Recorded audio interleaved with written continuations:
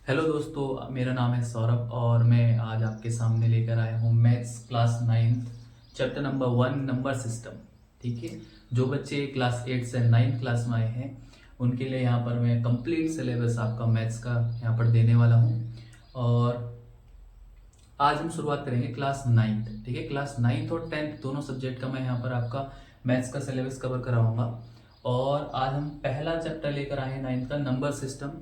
Number system पढ़ाने से पहले मैं आपको कुछ बातें क्लियर कर देता हूँ कि बहुत सारे बच्चे ऐसे होते हैं जो मैथ्स पढ़ना चाहते हैं, उनको मैथ्स अच्छा लगता है, लेकिन बेसिक कमज़ोर होने की वजह से क्या करते हैं, थोड़ा सा मैथ्स से घबराते हैं। ठीक है, मैथ्स सब्जेक्ट से आपका फोबिया टाइप से हो जाता है। तो यहाँ पर सबसे पहले नंबर सिस्टम को पढ़ाने से पहले नंबर्स के बारे में आपने क्लास फर्स्ट से लेकर क्लास 8 तक क्या पढ़ा है, ठीक है, उसका हम थोड़ा सा रिव्यू करेंगे ताकि जिन बच्चों का बेस थोड़ा खराब है वो भी अच्छे से यहाँ पर अंडरस्टैंडिंग डेवलप कर पाएँ। और साथ में क्लास 9th में नंबर्स में आपने क्या एक्स्ट्रा पढ़ना है कि आपका फर्स्ट चैप्टर आपका नंबर सिस्टम है, तो इसमें कुछ ना कुछ एक्स्ट्रा दिया होगा क्योंकि क्लास 8 में भी आपका नंबर सिस्टम है, क्लास 6 में भी, 7th में भी, तो 9th में अगर दिया है तो इसमें कुछ ना कुछ आपका एक्स्ट्रा टर्म रखे होंगे। तो आज हम उसी के बारे में डिस्कस करेंगे। ठीक है, उसको डिस्कस करने से पहले देखो, ये मेरा फर्स्ट आपका वीडियो है क्लास 9th का। कैमरे की क्वालिटी थोड़ी ख़राब हो सकती है लेकिन कंटेंट में देने की कोशिश की है, तो आप बिना कंपैरिजन के केवल और केवल 10 से 15 मिनट यहाँ पर देखें। अगर आपको, वैसे मैं 100% श्योर हूँ कि आपको कुछ ना कुछ यहाँ पर बेनिफिट मिलेगा ही मिलेगा। और चलिए बिना टाइम वेस्ट किए आपका चैप्टर नंबर 1 स्टार्ट करते हैं। तो सबसे पहले पढ़ते हैं आपका नेचुरल नंबर। ठीक है, नेचुरल नंबर आपका देखो, नेचुरल नंबर किससे स्टार्ट हो रहा है आपका कैपिटल एन से, तो इसलिए इस नेचुरल नंबर के सेट को किससे डिनोट करते हैं आपका कैपिटल एन से। ठीक है, अब नेचुरल नंबर की डेफिनेशन क्या है, the set of all positive number.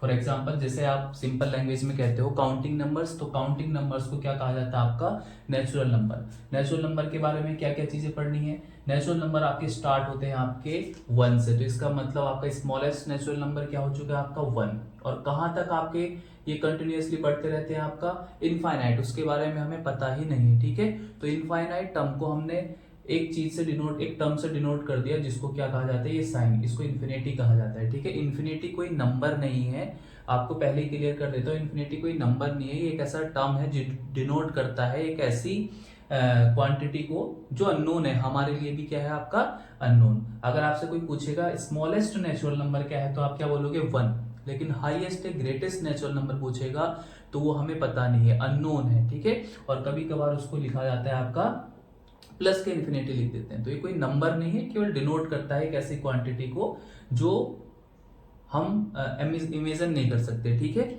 अगला क्या है, अगला है आपका होल नंबर। अब होल नंबर आपका स्टार्ट किससे हो रहा है आपका कैपिटल डब्ल्यू से, तो इसलिए होल नंबर के पूरे सेट को किससे डिनोट कर दिया जाता है आपका कैपिटल डब्ल्यू से। होल नंबर होते क्या है, तो होल नंबर क्या होते हैं आपका the set of natural number and zero, the set of natural number and zero, यानी इसका मतलब क्या हुआ, जितने भी नेचुरल नंबर है वो नेचुरल नंबर होल नंबर होंगे ही होंगे।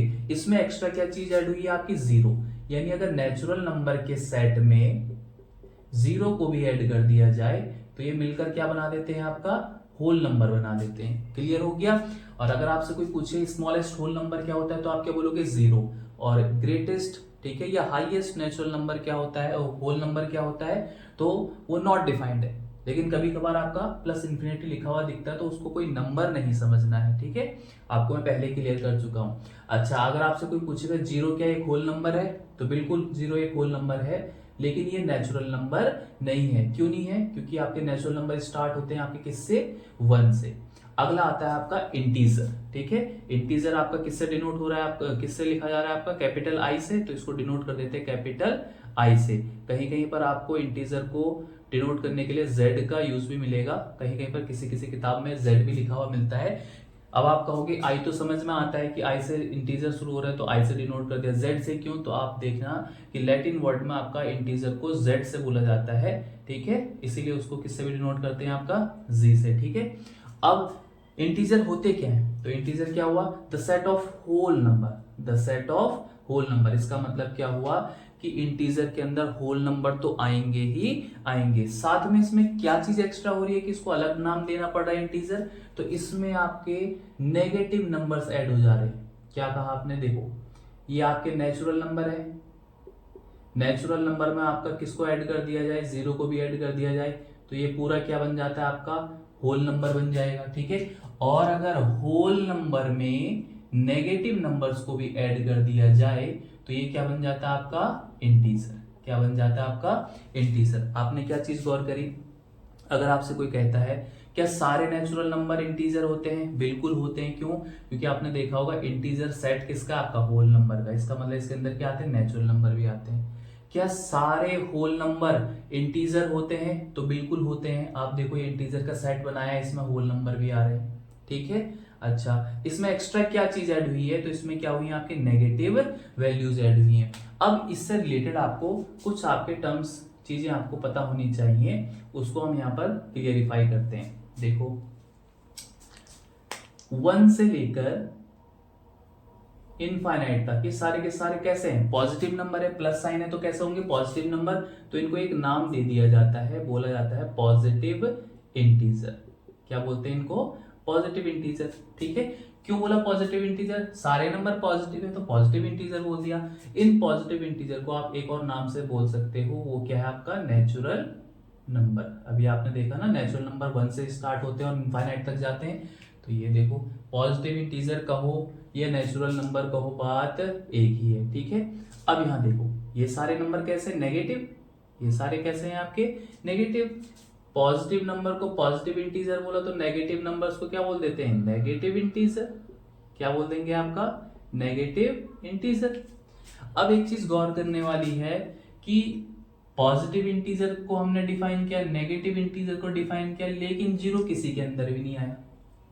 जीरो को ना तो हमने पॉजिटिव कहा और ना ही नेगेटिव कहा। क्यों, क्योंकि जीरो पर आप प्लस या माइनस साइन लगाओगे तो उसकी वैल्यू में कोई ज्यादा डिफरेंस देखने को नहीं मिलता है। तो इसीलिए आपका इसमें क्या ध्यान में रखना आपने, जीरो क्या एक इंटीजर है, बिल्कुल है, जीरो एक इंटीजर है। लेकिन अगर आपसे कोई पूछेगा क्या जीरो पॉजिटिव इंटीजर है, तो नहीं।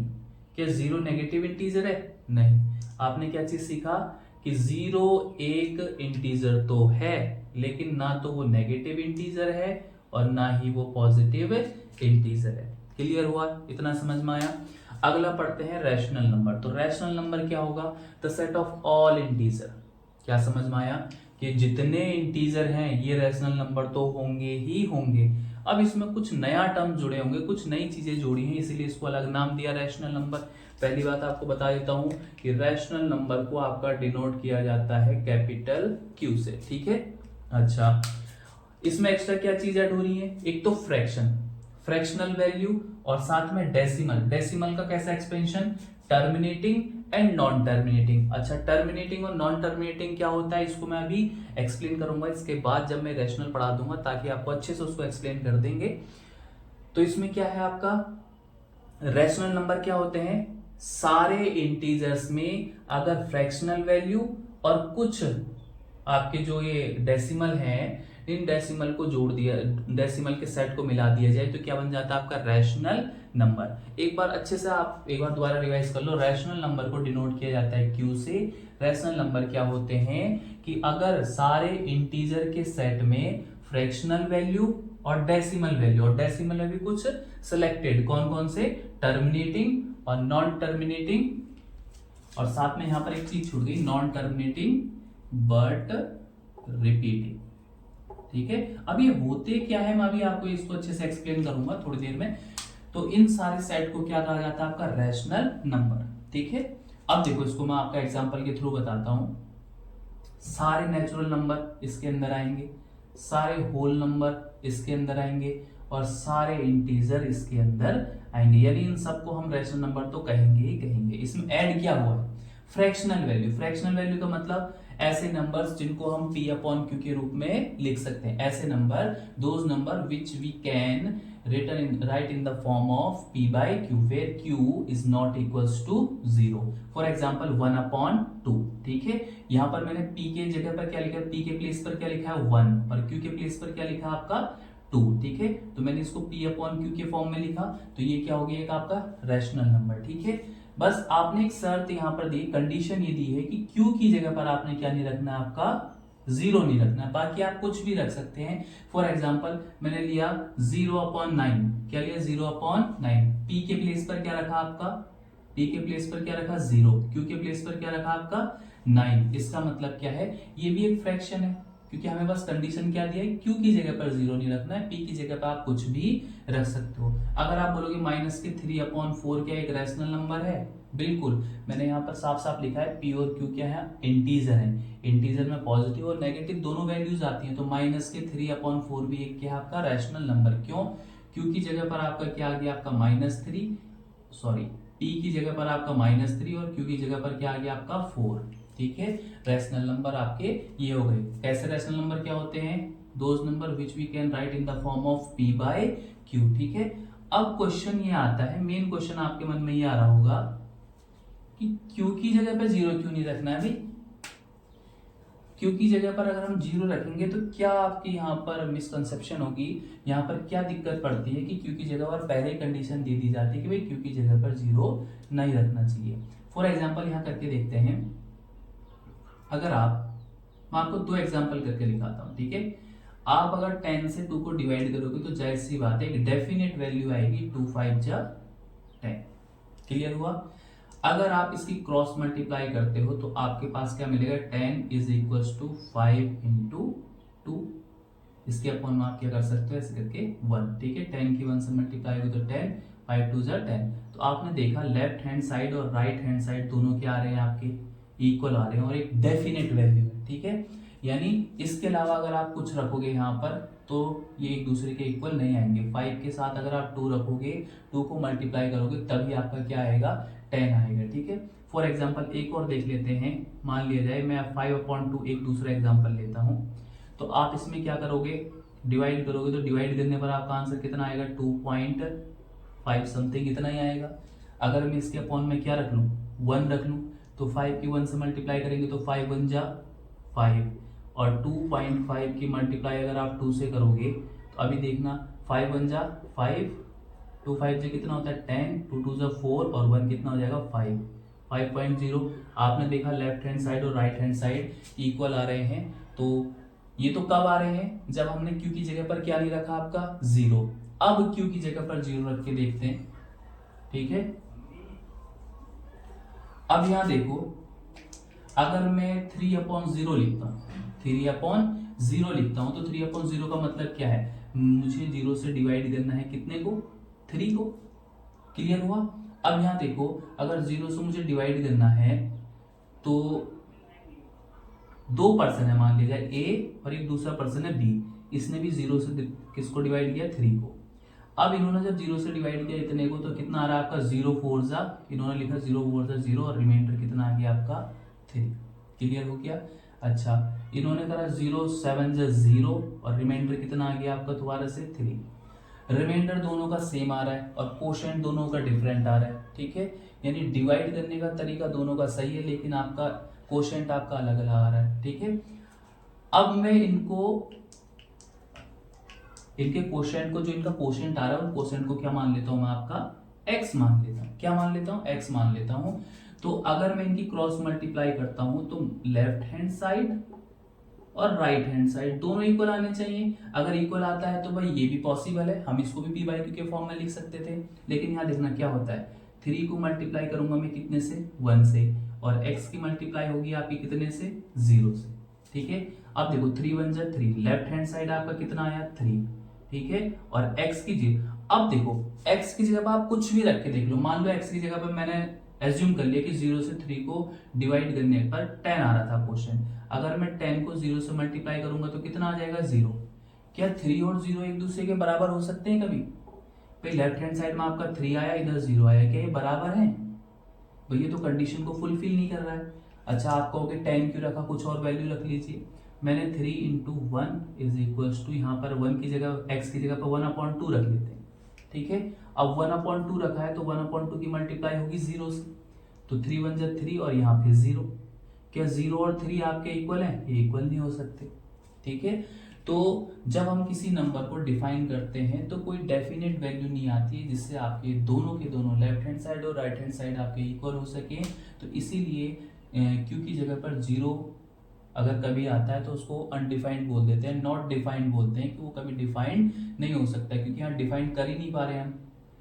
एक्स की कोई भी वैल्यू रखने पर लेफ्ट हैंड साइड और राइट हैंड साइड आपका क्या नहीं आ पा रहे हैं, आपका इक्वल नहीं आ पा रहे हैं। तो इसीलिए आपका क्या कहा जाता है कि क्यू की जगह पर क्या नहीं रखना, आपने जीरो नहीं रखना है। ये क्लियर हो चुका है आपको। चलिए, उसके बाद अगला आपका टर्म आता है इर्रेशनल नंबर। क्या आता है आपका? Irrational number. अब इर्रेशनल नंबर क्या होगा भाई? रैशनल, जो नंबर रैशनल नंबर नहीं है, जो रैशनल नंबर नहीं है उनको क्या कहा जाएगा? आपका इर्रेशनल नंबर कहा जाएगा। अब फॉर एग्जांपल यहां पर मैंने क्या डेफिनेशन लिखी है? Those number which we can't write in the form of p by q. ऐसे नंबर जिनको हम p अपॉन क्यू के फॉर्म में नहीं लिख सकते हैं, जहां पर q जीरो के बराबर नहीं होना चाहिए। तो ऐसे एक्सपेंशन को क्या कहा जाता है आपका? ऐसे टर्म्स को, ऐसे नंबर्स को क्या कहा जाता है आपका? Irrational number. फॉर एग्जांपल आपके लिए मैं बता दूं √2, √3, √5, √7। ठीक है, अब आप कहोगे कैसे पता लग रहा है आपको? तो ध्यान में रखना, जितने भी आपके, ठीक है, परफेक्ट, जो परफेक्ट स्क्वायर वाले नंबर नहीं है, इनका जब आप स्क्वायर रूट निकालते हो तो स्क्वायर रूट निकालने पर इनका डेसिमल एक्सपेंशन हमेशा क्या आता है? Irrational number. ठीक है, अब हम देखेंगे अगला टॉपिक है आपका डेसिमल एक्सपेंशन। ठीक है, जब आप दो नंबर्स को डिवाइड करते हो एक दूसरे से, तो डिवाइड करते समय आपकी पॉसिबिलिटी होती है कि पॉइंट के कुछ नंबर का जो आप डिवीजन करते हो, तो डिवीजन करते समय पॉइंट के डिजिट में भी आता है ना, आपकी कुछ वैल्यूज आती है, पॉइंट में भी आती है आपकी वैल्यूज।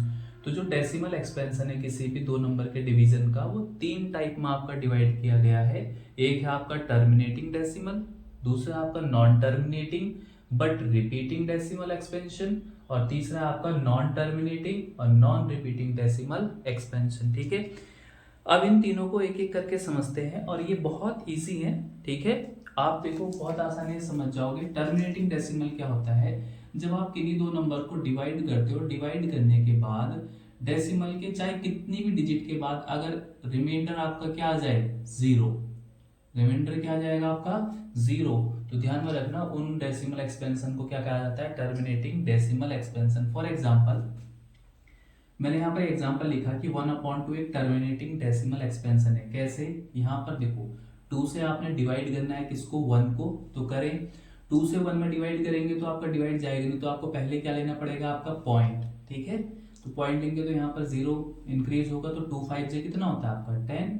तो आपने देखा कि पॉइंट के एक डिजिट के बाद इसका रिमाइंडर कितना आ चुका है? आपका 0 आ गया है। तो इसका मतलब इसका डेसिमल एक्सपेंशन कितना होगा? इसका डेसिमल एक्सपेंशन हो जाएगा 0.5। ठीक है, तो इसीलिए ऐसे डेसिमल एक्सपेंशन को क्या कहेंगे? टर्मिनेटिंग। क्या कहेंगे आपका? टर्मिनेटिंग।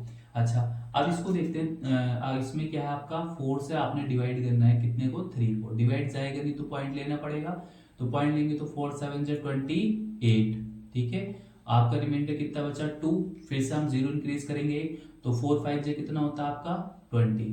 फिर से आपका रिमाइंडर कितना आ चुका? आपका 0 आ गया है। तो इस 0, जब भी आपका डिवाइड करने पर रिमाइंडर आपका 0 आ जाएगा, तो उसको क्या कहेंगे? आपका टर्मिनेटिंग डेसिमल एक्सपेंशन, यानी इसकी वैल्यू कितनी आ गई? 0.75। क्लियर हो गया?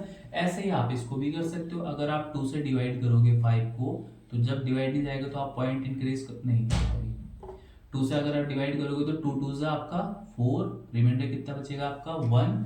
पॉइंट लगाएंगे तो यहाँ 0 इंक्रीज होगा, 2 5 जे कितना होता है आपका? 10। आपका रिमाइंडर 0 आ गया और आपका वैल्यू कितना आया आपका? 2.5। ठीक है, तो अगर रिमाइंडर 0 आ गया तो इसका मतलब डेसिमल एक्सपेंशन कैसा है आपका? टर्मिनेटिंग। क्लियर हो गया? अब यहाँ देखो, यहाँ भी नॉन टर्मिनेटिंग है और यहाँ भी नॉन टर्मिनेटिंग है, तो इससे आपको एक बात साफ हो जानी चाहिए कि रिमाइंडर यहाँ 0 नहीं आने वाला है। यहाँ भी जो आपका रिमाइंडर है वो 0 नहीं आने वाला है। अब यहां पर बात आती है रिपीटिंग और नॉन रिपीटिंग, ये क्या है? ठीक है, तो इसको मैं आपको एग्जांपल के थ्रू समझाता हूं, तब आप बहुत अच्छे से समझ जाओगे। इसका मैंने एक एग्जांपल लिखा हुआ है कि अगर 9 से मैं डिवाइड करूं कितने को? 10 को, तो 9 1 जा कितना होता है आपका? 9। रिमाइंडर कितना बचेगा? 1। यहाँ पॉइंट लगा, यहाँ 0। 9 1 जा 9। फिर से आपका रिमाइंडर कितना बचेगा? 1। फिर से आपका 9 1 जा 9, रिमाइंडर कितना बचा। और एक आप देखोगे कि कभी रिमाइंडर 0 नहीं आएगा और ये 1 1 1 1 बार बार क्या हो रहा है आपका रिपीट हो रहा है। तो ऐसे डेसिमल एक्सपेंशन या ऐसे डिवीजन जिनमें आपका कोशेंट जो है कभी खत्म, जो रिमाइंडर 0 नहीं आएगा कभी भी, और जो आपका कोशेंट है उसमें एक नंबर क्या होता रहेगा आपका रिपीट होते रहेगा, तो ऐसे एक्सपेंशन को क्या कहा जाता है आपका नॉन टर्मिनेटिंग बट रिपीटिंग। अब देखो इसका जब आपने डिवीजन किया तो कुछ इस प्रकार से आ रहा था, 1.11 अप टू 1 चलता रह रहा था। तो इसको हम कब तक लिखेंगे, तो इसीलिए इसको डिनोट करने के लिए एक तरीका होता है, कौन सा डिजिट यहाँ पर रिपीट हो रहा है 1, तो इस पे क्या लगा दिया आपका बार लगा दिया। इसका मतलब क्या है, किसी भी नंबर के ऊपर अगर बार लगा हुआ दिखे मिले आपको, तो इसका मतलब क्या होगा, वो नंबर क्या है लगातार कॉन्टिन्यूअस क्या हो रहा है आपका रिपीट हो रहा है। आप ऐसे लिखो या इस फॉर्म में लिखो, बात एक ही है, ठीक है। ऐसे अगर आप इसको डिवाइड करते हो 3 से, अगर आप 20 को डिवाइड करोगे तो 3 6 से कितना होता है आपका 18, नीचे बचेगा 2, पॉइंट लगेगा 0, 3 6 18, फिर से 2, 3 6 18, ये लगातार चलता रहेगा, रिमाइंडर कभी 0 नहीं आएगा। तो इसकी वैल्यू लगभग क्या आएगी 6.666 अप टू 1 चलती रहेगी। तो हम इसको क्या लिख सकते हैं 6.6 का बार, क्योंकि पॉइंट के बाद ये 6 नंबर आपका बार बार रिपीट हो रहा है ना, तो इसको हम क्या लिखेंगे 6.6 का बार। ये ऐसे लिखो या इस फॉर्म में लिखो, बात एक ही है। क्लियर हो गया। तो नॉन टर्मिनेटिंग बट रिपीटिंग का मतलब समझ गए। नॉन टर्मिनेटिंग मतलब रिमाइंडर कभी 0 नहीं आएगा। रिपीटिंग का मतलब पॉइंट के बाद आपके हो सकता है 1, हो सकता है 2, यानी कितने भी नंबर रिपीट हो सकता है 5 नंबर रिपीट हो रहे, तो 5 नंबर के ऊपर क्या लगाओगे आप बार। फॉर एग्जांपल यहाँ देखो, मैं आपको एग्जांपल दिखाता हूँ, मान लिया 0.537 और इसके ऊपर लगा हुआ है बार। तो इसका मतलब क्या है कि कोई नंबर है जिनको डिवाइड करने पर ये आंसर आ रहा है, उसमें 53 बार बार क्या हो रहा है 537 537 537 रिपीट हो रहा है, तो इसलिए मैंने 537 के ऊपर क्या लगा दिया आपका बार लगा दिया। क्लियर हो गया आपका ये नॉन टर्मिनेटिंग, ठीक है, और नॉन रिपीटिंग, यानी टर्मिनेट भी नहीं हो रहा, खत्म भी नहीं हो रहा, रिमाइंडर 0 भी नहीं आ रहा है, और साथ में नंबर रिपीट भी नहीं हो रहे, ठीक है। तो इसको आप कैसे पता लगा सकते हो, तो मैंने अभी आपको बताया था कि जो इर्रेशनल नंबर होते हैं, कैसे नंबर होते हैं आपके इर्रेशनल नंबर होते हैं, वो क्या होते हैं आपको उसकी एक शॉर्ट ट्रिक, बढ़िया से ट्रिक बताता हूँ। जितने भी आपके इंटीजर है, मेनली आप इसमें फोकस करना नेचुरल नंबर पर, ठीक है। जितने ऐसे नेचुरल नंबर जो परफेक्ट स्क्वायर नहीं होते हैं, अगर आप उनका स्क्वायर रूट निकालोगे तो वो हमेशा नॉन टर्मिनेटिंग और नॉन रिपीटिंग आएगा। दोबारा से समझो, जैसे देखो, क्या 2 कोई परफेक्ट स्क्वायर है? परफेक्ट स्क्वायर का मतलब क्या होता है, जैसे मैंने 4 बोला, क्या 4 एक परफेक्ट स्क्वायर नंबर है? बिल्कुल है। किसका? 2 की पावर 2 की वैल्यू कितनी आती है 4। ऐसे अगर 16 के परफेक्ट स्क्वायर नंबर है, हाँ बिल्कुल है, क्यों? 4 की पावर 2। समझ में आया? तो ऐसे ही जो 2 है ये एक परफेक्ट स्क्वायर नहीं है, परफेक्ट स्क्वायर नंबर नहीं है। ये 3 भी एक परफेक्ट स्क्वायर नंबर नहीं है, ठीक है, ना ही 5 ना ही 7, ये ऐसे नंबर हैं जो कि परफेक्ट स्क्वायर नंबर नहीं है। तो अगर इन परफेक्ट स्क्वायर नंबर जो नहीं है इनका अगर मैं स्क्वायर रूट निकालूं, क्या निकालूं? Square root. तो स्क्वायर रूट निकालेंगे तो हमेशा वो कैसा आएगा? नॉन टर्मिनेटिंग और नॉन रिपीटिंग, ये बात ध्यान में रखना आप, ठीक है। और साथ में आपको कुछ एग्जांपल ऐसे मिल जाएंगे, मान लीजिए आपको लिखा हुआ 8.5639834 अप टू 1 चलता जा रहा है, इसमें नंबर रिपीट भी नहीं हो रहे एक सीक्वेंस में, और क्या नाम है आपका खत्म भी नहीं हो रहा, टर्मिनेट भी नहीं हो रहा, तो ऐसे नंबर को क्या कहेंगे आपका नॉन टर्मिनेटिंग और नॉन रिपीटिंग नंबर, ठीक है। ऐसी जो पाई है, ठीक है, ये बहुत बार क्वेश्चन आता है, ये जो पाई है आपका, क्या ये पाई एक आपका नॉन टर्मिनेटिंग और नॉन रिपीटिंग नंबर है? जी बिल्कुल है। अगर आप 22/7 लेके चल रहे हो तो ये 22/7 पाई की एग्जैक्ट वैल्यू नहीं होती है, ये अप्रोक्सीमेट वैल्यू होती है। पाई का अगर आप डेसिमल एक्सपेंशन करोगे तो आपका नॉन टर्मिनेटिंग और नॉन रिपीटिंग आता है। अब क्वेश्चन देखो, यहाँ ध्यान में रखना, आपने क्या समझना है कि अगर कोई डेसिमल एक्सपेंशन टर्मिनेटिंग और नॉन टर्मिनेटिंग बट रिपीटिंग है तो इनको रैशनल नंबर के अंदर लिखा जाता है। मैंने अभी आपको पीछे बताया भी था रैशनल नंबर, ठीक है। मैंने आपको क्या बताया, दोबारा से एक बार गौर करो। अगर कोई decimal expansion terminating, non terminating but repeating है तो उन सबको क्या कहा जाता है? Rational number. और जो नॉन टर्मिनेटिंग और नॉन रिपीटिंग होते हैं इनके इस डेसिमल एक्सपेंशन को कहा जाता है आपका इर्रेशनल नंबर। क्या कहा जाता है आपका? Irrational number. क्लियर हो गया आपका? ये चीजें आपने देखनी है। डेसिमल एक्सपेंशन से रिलेटेड आपकी बहुत सारी आपके क्वेश्चन भी हैं उसमें, क्वेश्चन एक्सरसाइज में, तो उनको भी करेंगे, ठीक है।